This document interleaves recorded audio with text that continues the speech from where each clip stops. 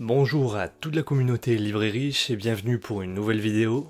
Alors qu'en ce moment, les nouvelles sur le coronavirus déferlent et défraient la chronique, désormais certains parlent même d'une quatrième vague sans commune mesure. Ainsi, Olivier Véran, ministre de la Santé, qui est actuellement en Martinique, là où justement la quatrième vague de l'épidémie de coronavirus fait flamber le nombre de nouveaux cas, a dit que la situation sanitaire est sans commune mesure avec ce que nous avons pu voir au cours des vagues précédentes, et notamment en métropole. Il en a également profité pour à nouveau inciter les Français à se faire vacciner pour limiter le rebond de l'épidémie de Covid-19. En effet, depuis maintenant 1 an et demi de pandémie, le modèle a été assez simple, une vague de cas de Covid-19 s'abat sur le pays, pour lutter contre, le confinement est mis en place, et avec ces mesures, le nombre de contaminations diminue, on décide donc de rouvrir l'économie. Au final, un nouveau variant apparaît, provoquant une nouvelle vague de cas de contamination, et tout naturellement, on décide à nouveau de confiner la population et de verrouiller l'économie, et ainsi de suite jusqu'à l'infini. D'ailleurs, reste bien jusqu'à la fin de la vidéo si tu veux connaître les chiffres du business juteux de la vente de vaccins contre le coronavirus par les 4 plus grandes sociétés pharmaceutiques impliquées, et nous allons tout te dévoiler. Aujourd'hui, nous faisons face à une nouvelle vague mondiale avec notamment l'émergence du variant Delta.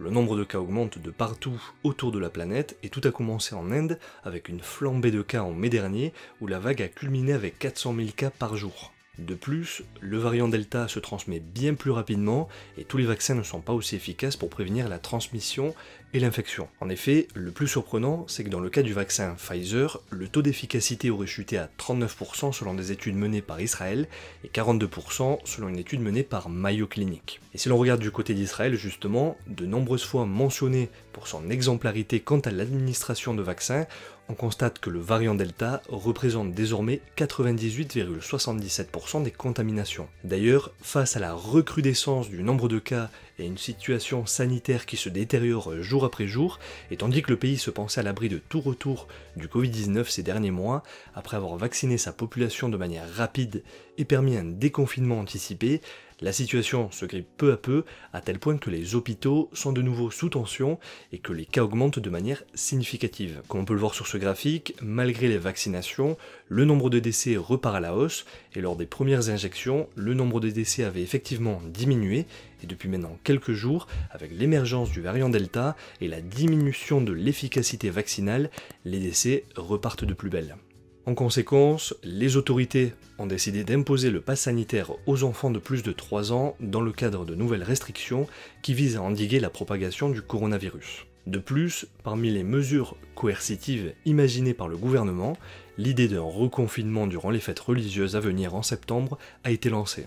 Nachman H, le directeur général du ministère de la Santé, a d'ailleurs lancé un avertissement en expliquant que nous essayons tout pour ne pas en venir à ça, mais si on se retrouve dans une situation où le système de santé est tendu au point que l'on craigne son effondrement, il n'y aura pas d'autre choix. Ainsi, le gouvernement a décidé qu'à partir de la semaine prochaine, une 3e dose sera administrée aux citoyens de moins de 60 ans, malgré un moratoire demandé par l'Organisation mondiale de la santé à ce sujet. Même si les non-vaccinés étaient 5 à 6 fois plus susceptibles de tomber gravement malades, la protection du vaccin diminuait rapidement pour les plus âgés et les plus vulnérables qui ont reçu leur premier vaccin dès décembre. Désormais, les habitants d'Israël sont les premiers à expérimenter les limites du vaccin et les premiers à accepter une fatalité longtemps murmurée, des rappels réguliers pour rester protégés. S'il y a donc une leçon à tirer d'Israël aujourd'hui, c'est celle-ci: le coronavirus, en fait, n'est pas terminé, cet été n'est qu'un entracte puisque l'hiver arrive. Avant de passer au deuxième point, rappelle-toi que cette vidéo est rendue possible grâce à notre partenaire Fructify qui offre 5 vidéos de formation totalement gratuites pour découvrir une stratégie pour investir simplement dans les 5 crypto-monnaies prometteuses tout en ayant un maximum de sécurité et de rentabilité. Fructify a pour objectif de démocratiser auprès du plus grand nombre de personnes les crypto-monnaies que nous pensons être l'avenir et aider un maximum de personnes à investir dans les cryptos avec les meilleures stratégies afin de leur éviter les fréquentes erreurs communes, que tu sois néophyte ou expert dans ce domaine. Donc pour en revenir à l'analyse de la situation, à cela s'ajoutent plusieurs données qui pourraient avoir de graves conséquences sur le plan économique. Dans un premier temps, la fin de la gratuité des tests d'ici mi-octobre pourrait aggraver la crise. En effet, le gouvernement se trouve dans une situation délicate dans la mesure où d'une part, les tests ont un coût pour le contribuable, mais le fait qu'ils soient gratuits, entre guillemets, car remboursés par la sécurité sociale que nous finançons tous, soit disant passant, permet au plus grand nombre de faire des tests lorsque un des symptômes se fait ressentir. Le problème, c'est que l'on se retrouve face à un dilemme. Sur le site internet de l'assurance maladie amélie.fr, un document a été publié afin de donner les bases de calcul des tarifs remboursés par la sécurité sociale aux laboratoires pharmaceutiques réalisant des tests PCR. Selon ce document, le coût d'un test est de 43,20 € avec parfois des bonus ou pénalités appliquées. Donc si l'on part du principe que d'après les données publiées par le gouvernement, près de 76 millions de tests ont été réalisés depuis le début de l'année, à 43,20 € l'unité, cela représente déjà près de 3,3 milliards d'euros de dépenses supplémentaires qui viennent s'ajouter à la facture Covid-19. Cela aura donc inévitablement pour conséquence d'aggraver le déficit et donc par la même occasion la dette publique qui ne cesse d'augmenter et qu'il faudra évidemment rembourser. Et là, quoi de mieux qu'une augmentation d'impôts? Alors oui, censément, les impôts ne devraient pas augmenter, c'est vrai. Pour autant, même si on nous martèle constamment qu'il n'y aura pas de hausse d'impôts, ce ne sont pas les impôts qui augmenteront, mais plutôt les prélèvements sociaux. D'ailleurs, ces derniers ont déjà augmenté d'une certaine manière. Comme on peut le voir sur ce graphique, voici l'évolution des prélèvements sociaux depuis 1996. Ils sont passés de 0,50% à 17,20% aujourd'hui, même si les revenus d'activité ne sont soumis qu'à la CSG et la CRDS. Et pourquoi je dis qu'ils ont augmenté? Pour la simple et bonne raison que la CRDS, qui signifie contribution au remboursement de la dette sociale, qui devait prendre fin en 2024, a été prolongée jusqu'en 2033. Donc, qui sait si un nouveau prélèvement, sous couvert qu'il ne s'agit pas d'impôt mais d'une contribution, ne sera pas créé, comme par exemple la CRDC pour contribution au remboursement de la dette Covid. Donc la fin de la gratuité des tests pourrait certes faire diminuer les dépenses publiques, mais avoir un autre effet qui est que les personnes contaminées et contagieuses risquent de passer entre les mailles du filet en refusant de payer pour faire un test, ce qui ne ferait qu'aggraver la situation. Tout cela devient éminemment politique avec des élections qui approchent, et là, on pourrait imaginer des avantages octroyés aux vaccinés, outre les possibilités offertes par le pass sanitaire. Évidemment, ça ne ferait qu'empirer la situation du pays, dont les répercussions économiques pourraient se faire ressentir. Au vu de toutes ces données, si l'on met de côté tout type de considérations personnelles, étant donné que la vaccination deviendra quasiment obligatoire pour tous, en plus du fait que leur efficacité diminue dans le temps, et avec l'émergence de nouveaux variants menant à l'instauration d'une 3e dose, et qui sait, une 4e ou plus, cela pourrait faire exploser le chiffre d'affaires des différentes entreprises pharmaceutiques. Donc pour profiter de ces données et investir dans des entreprises pharmaceutiques développant les vaccins contre le Covid-19, il faut avant tout connaître les différentes phases par lesquelles un vaccin doit passer jusqu'à ce qu'il atteigne le point de commercialisation. On peut mettre en exergue plusieurs étapes différentes. La première phase est la phase préclinique. Même si de nombreux vaccins sont déjà administrés actuellement dans le monde, il y a 184 projets en cours d'après les données de l'OMS, c'est-à-dire l'Organisation mondiale de la santé. Il s'agit d'une phase de test en laboratoire conduit in vitro sur des modèles cellulaires, puis in vivo sur des animaux. Cette phase a 3 objectifs: l'innocuité, la tolérance et le pouvoir immunogène.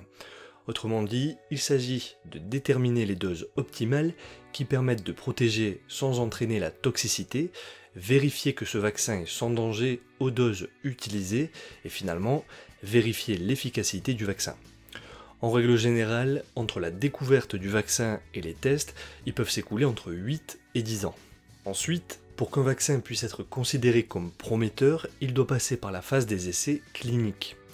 Concrètement, actuellement, et toujours selon les données de l'OMS, dans le monde, 110 vaccins se trouvent à ce stade de développement. C'est précisément au sein de cette phase, qui à son tour se divise en 3 étapes, que des procédures accélérées ont été mises en place par les autorités sanitaires pour répondre à l'urgence sanitaire, passant de 18 mois contre une dizaine d'années en principe.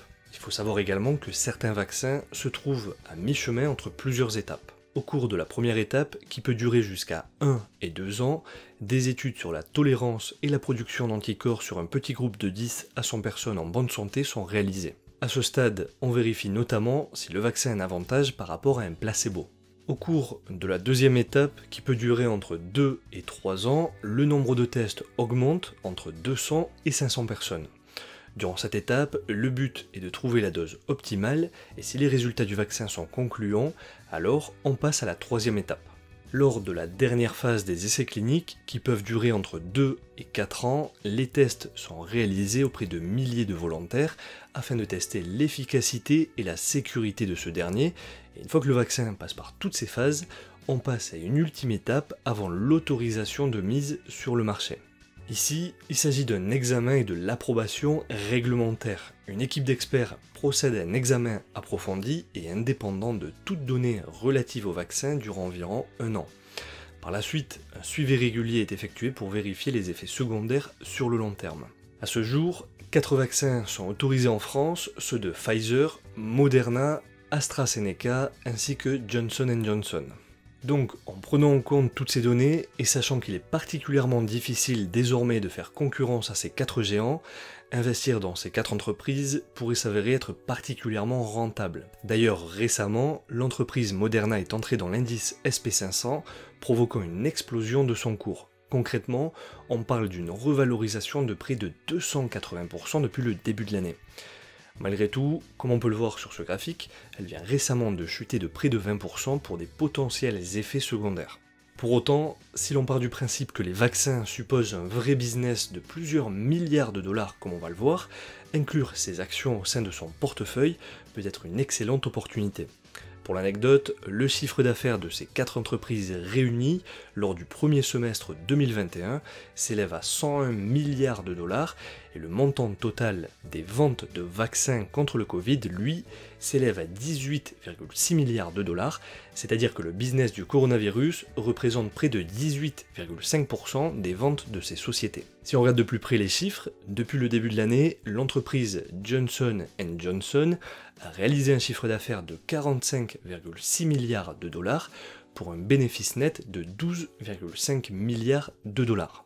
Attention toutefois, dans le cas de Johnson & Johnson, ce chiffre d'affaires exceptionnel ne provient évidemment pas en totalité des ventes du vaccin contre le coronavirus, et concrètement, les revenus du vaccin s'élèvent à 264 millions de dollars, c'est-à-dire qu'ils ne contribuent qu'à hauteur de 0,6% du chiffre d'affaires.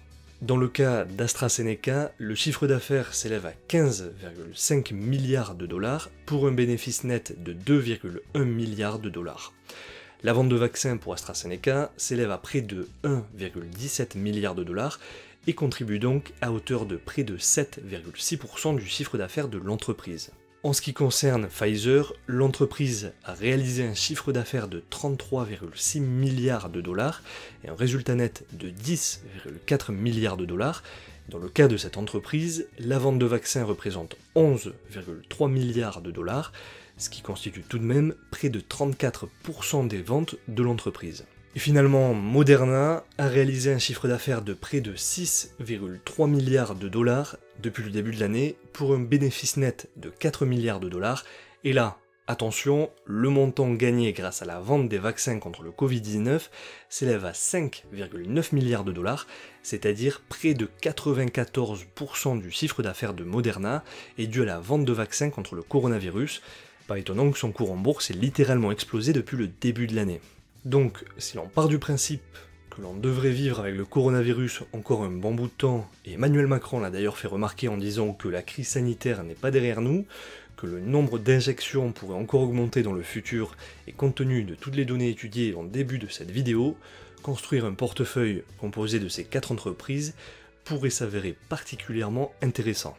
D'ailleurs, je me suis amusé à réaliser une simulation comparant la performance boursière de ces 4 entreprises par rapport à l'indice SP500 depuis le 31 décembre 2019 jusqu'à aujourd'hui, et en pondérant les entreprises selon leur capitalisation de marché, voici les résultats. Le portefeuille vaccin nous aurait octroyé une rentabilité totale de près de 303%, c'est-à-dire une rentabilité annualisée de plus de 136%, contre seulement 24% pour le SP500. Autrement dit, avec le portefeuille vaccin, nous aurions multiplié par 4 notre capital. Ça signifie tout simplement que 100 000 € investis seraient aujourd'hui équivalent à plus de 400 000 €.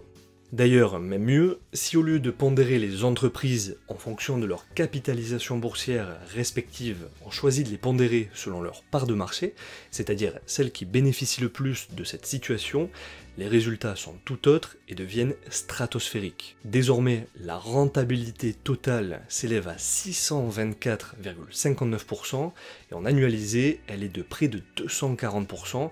À côté, le SP500 semble tout simplement ridicule. D'ailleurs, si on compare les deux portefeuilles vaccins, celui pondéré selon la capitalisation boursière et celui en fonction des parts de marché de chacune des entreprises, on voit que la différence est flagrante. D'ailleurs, si tu souhaites construire un portefeuille en incluant ces 4 entreprises, tu peux le faire grâce à notre courtier que nous utilisons personnellement, il s'agit de Trade Republic. Donc, si tu souhaites inclure ces actions au sein de ton portefeuille et profiter de leur potentielle revalorisation, tu peux les inclure au sein de ton compte titre, puisqu'elles ne sont pas éligibles au PEA, et ce, gratuitement avec notre courtier Trade Republic. Avec Trade Republic, tu peux investir en bourse gratuitement en mettant en place des plans d'investissement programmés, ou ne payer qu'un seul euro par ordre, quel que soit son montant. Tous les liens se trouvent en description de cette vidéo. Pour conclure, à l'écran, je vous laisse un récapitulatif de ce que nous venons de voir concernant les entreprises. Et toi, que penses-tu de cette situation? Investir dans ces entreprises pourrait-il s'avérer être une bonne opportunité? N'hésite pas à laisser tes commentaires dans l'espace dédié ci-dessous ou nous poser des questions, nous serons ravis de discuter avec toi car comme tu le sais, nous lisons tous vos commentaires et répondons à chacun d'entre eux. En tout cas, si tu as trouvé cette vidéo intéressante, n'hésite pas à la liker, ça nous montrera qu'elle t'a été utile et comme tu le sais, c'est notre but principal. Enfin, je t'invite à activer la cloche pour être alerté dès qu'une nouvelle vidéo est mise en ligne.